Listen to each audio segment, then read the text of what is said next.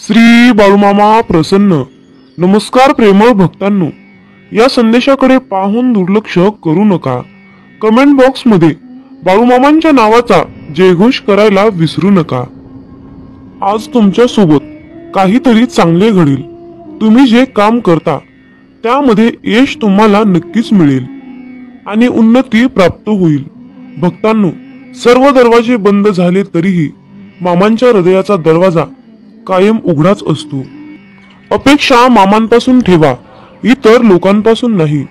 अडचणीत असाल तर मामा तारतील, संकटात असाल तर मामा सांभाळतील, मार्ग सापडत नसेल तर मामा दाखवतील, अश्रू थांबत नसतील तर मामा पुसतील. फक्त मामांना आतुरतेने साथ घाला. मामा प्रत्येक वेळेस म्हणतात, भिवू नकोस बाळा, मी सदैव तुझ्या पाठीशी आहे. फक्त मुखामध्ये माझे नाम घेत राहा. हात जोडून आलो तुझ्या दारी, बाळू मामा संकटांना पाठवा माघारी. ओम समस्व जन्मदाता, सार्थक कर तू जन्म आता.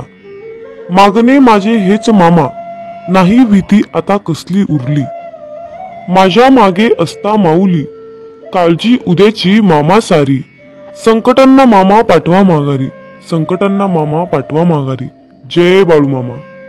संध्याकाळच्या वेळेला पतंग नावाचा किडा तेलवातीच्या दिव्यावर नाचत असतो. दिव्यावरच्या या पतंगा इतकेच आयुष्य मनुष्याला असते. पतंग जसा दिव्याच्या आकर्षणाने नाचत असतो, तर तसेच आकर्षण भक्ताला गुरुचे झाले तर तो देखील तेवढाच रंगून नाचू लागतो. गुरुचरणी एवढा एकरूप होतो की गुरुच त्याला जवळ घेऊन कवटाळतात. अनंत स्तरून धारण केलेल्या अशा भगवंताला भक्त जेव्हा पाहतो तेव्हा तो त्याच्या स्वतःच्या मनामध्ये दत्ताला साठवून ठेवतो. इतक्या मोठ्या विश्वरूप दर्शनामध्ये तो चिरंजीव दत्त आपल्या भक्ताला पाहतो. एकमेकांना दृष्टादृष्ट झाल्यानंतर ते एकमेकांमध्ये अनुरूप होऊन जातात. ही एक वेगळीच सूक्ष्म रूपाची जाण आहे. भक्ताचे मन नेहमी भक्तीसाठी गुरूंच्या जवळ आपली पूर्ण गाठ घालत असते. अशा प्रकारच्या विशिष्ट वेळेला तो भक्तही चिरंजीव होतो. एकमेकांना आणि एकमेकांच्या भक्तीला पूर्णपणे आकर्षित होऊन खूप प्रसन्न होतात. दत्ताचे रूपच इतके प्रचंड आहे की त्यांची साठवण माझ्याकडे होईल तेवढे करणे आवश्यक आहे. मामा सांगतात, जो इतरांना संपवण्याची तयारी करतो तो स्वतःलाच वाचवण्यात कमी पडतो आणि जो दुसऱ्यांना वाचवण्याचा प्रामाणिकपणे प्रयत्न करतो तो स्वतः कधीच संपत नाही. हीच नियती आहे. माणसाला दुसऱ्यांची वाट लावता लावता स्वतःची वाट कधी लागते हे कळतही नाही. म्हणून मामा म्हणतात, दुसऱ्यांची वाट लावण्यापेक्षा स्वतः चांगल्या वाटेला लागा. कोणाची वाट लावण्यापेक्षा वाट दाखवण्याचे कार्य करा. माणसाचा दर्जा हा जात आणि मिळकतीवरून ठरत नसतो, तर माणसाचा दर्जा हा त्याच्या विचारावरून ठरत असतो. धर्म कोणताही असो, फक्त चांगला माणूस बना. हिशोब हा कर्माचाच होणार आहे, धर्माचा नाही, हे लक्षात ठेवा. मामा म्हणतात, अरे बाळा, मी सर्वत्र आहे. मी चराचरात व्यापून आहे. मी पाणी आहे, मी वारा आहे, आकाशही मीच आहे. पक्षाच्या कंठातून निघालेला आवाज सुद्धा माझाच आहे. आदमापुरात मीच आहे, कैलासात मी आहे, गरुडावर मी आहे. मी कुठेही गेलो नाही. मी सदैव तुझ्या सावलीसारखा पाठीशी उभा आहे. आजपर्यंत कित्येक जीवासमोर देव त्यांच्या संरक्षणासाठी उभा राहिला, पण परमेश्वराची किंमत सर्वांनाच कळाली असं नाही. प्रत्येकाचे मन, प्रत्येकाचे विचार हे वेगवेगळे असतात. त्यांचे मत ओळखून त्यांचा पूर्ण उपयोग करून घेण्यासाठी स्वतःला भक्तीच्या नित्य स्वाधीन ठेवून ब्रह्मज्ञानाच्या वेगवेगळ्या कला ओळखण्याचे ज्ञान भक्ताने करून घ्यावे. हे ज्ञान तुम्हाला प्राप्त झाले नाही तर साक्षात प्रब्रह्म जरी तुमच्या समोर उभा राहिले तरी तुम्ही त्यांना ओळखू शकणार नाहीत.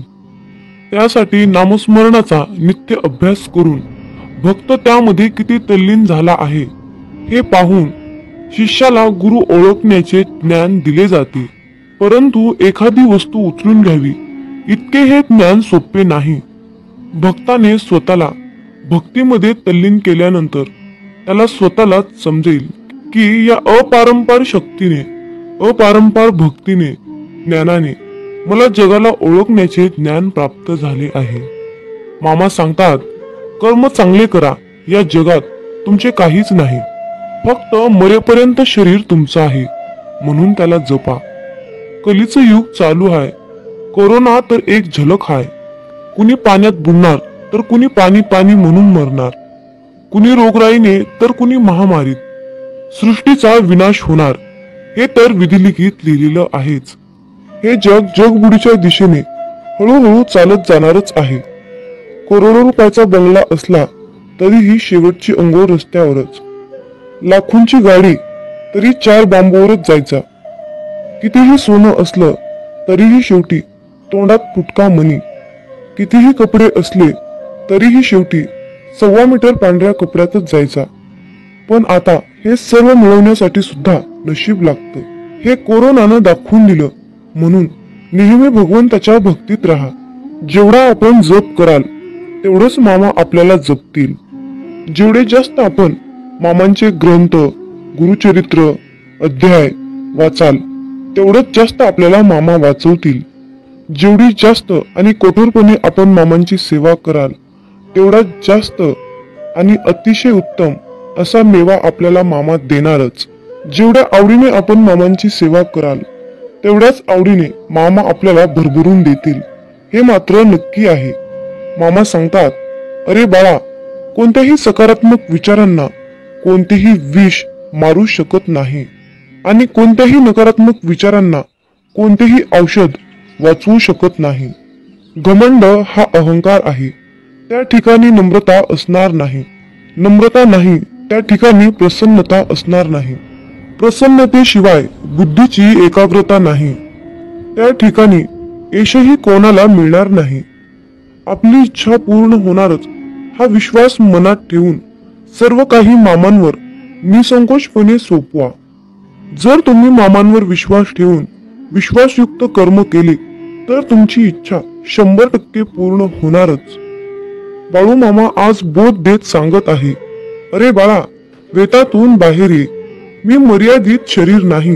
या ध्रुवावर अनंत अस्तित्व आहेत, परंतु मी एकच तेच असं अस्तित्व आहे.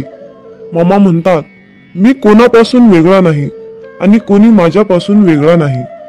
तू सुद्धा माझ्या अस्तित्वाचा अंश आहेस. बाळूमामा तुम्हाला कधीच निराश ठेवणार नाहीत आणि कधीच रिकामे ठेवणार नाहीत. जी आहे, जी तुमची नुकसान झाली आहे त्याची भरपाई मामा अन्य गोष्टीने करून देत असतात. जेव्हा बाळूमामा आपल्याला एखादी गोष्ट सोडायला सांगतात तेव्हा मामांना आपल्याला काहीतरी एक चमत्कारिक गोष्ट आणि मोठी गोष्ट द्यायची असते. मामांच्या योजना अतिशय उत्कर्ष असतात, म्हणून फक्त मामांनी सांगितलेल्या योजनावर चालण्याचं काम करायचं.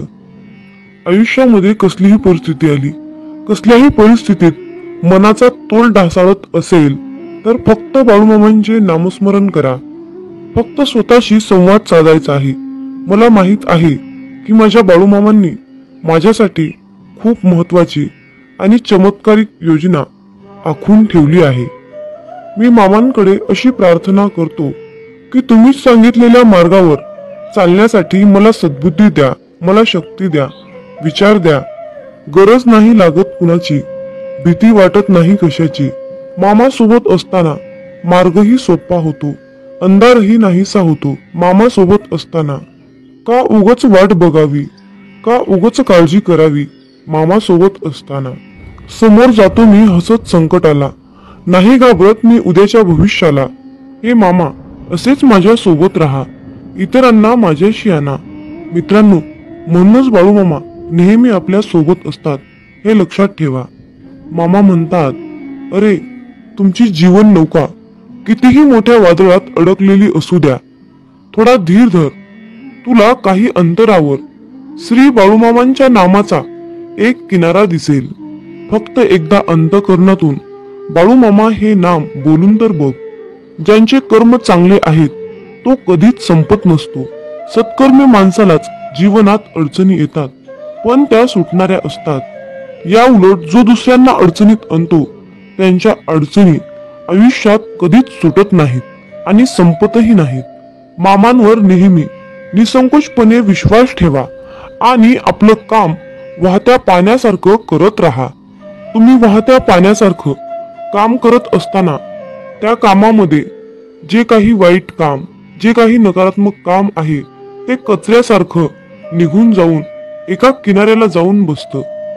एकदा गंगेला विचारण्यात आले की तुझ्या पाण्यात अंघोळ केल्यानंतर सगळी पापे धुतली जातात, तर तू त्या सर्व पापांचे काय करतेस?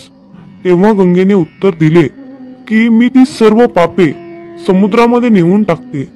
समुद्राला विचारण्यात आले की तू या सर्व पापांचे काय करतोस? तेव्हा समुद्र म्हणाला, मी ती सर्व पापे घेऊन ढगात नेऊन टाकतो. तेव्हा ढगाला विचारण्यात आले की तू या सर्व पापांचे काय करतोस? तेव्हा ढग म्हणाला, मी पावसाच्या स्वरूपात त्यांच्या घरावर नेऊन टाकतो. लक्षात ठेवा, कालचक्र असेच आहे. तुम्ही जे करणार तेच तुम्हाला मिळणार. भगवंत जसा ठेवेल तसेच राहण्याचा प्रयत्न करा. जर तुम्हाला एखाद्या व्यक्तीचा खूप राग येतोय, त्या व्यक्तीबद्दल खूप तिरस्कार वाटतोय, तर फक्त स्वतः विचार करा की तुमच्या पडत्या काळामध्ये तो व्यक्ती तुमच्याशी कसा वागला होता. एवढा विचार करूनही तुम्हाला त्या व्यक्तीचा राग येत असेल तर त्या व्यक्तीला दूर ठेवा. मला वाटतं की तुम्ही खूप भाग्यवान आहात, कारण तुमची सुख दुःख वाटून घेण्यासाठी तुमच्याकडे खूप महत्वाची आणि चांगली माणसे तुम्हाला भगवंताने दिली आहेत. ज्यांच्या घरामध्ये एकत्र कुटुंब आहे तो एक पुण्यवान आत्मा आहे. त्यामुळे नेहमी मामांवर विश्वास ठेवा. तुमचं कल्याण झाल्याशिवाय राहणार नाही.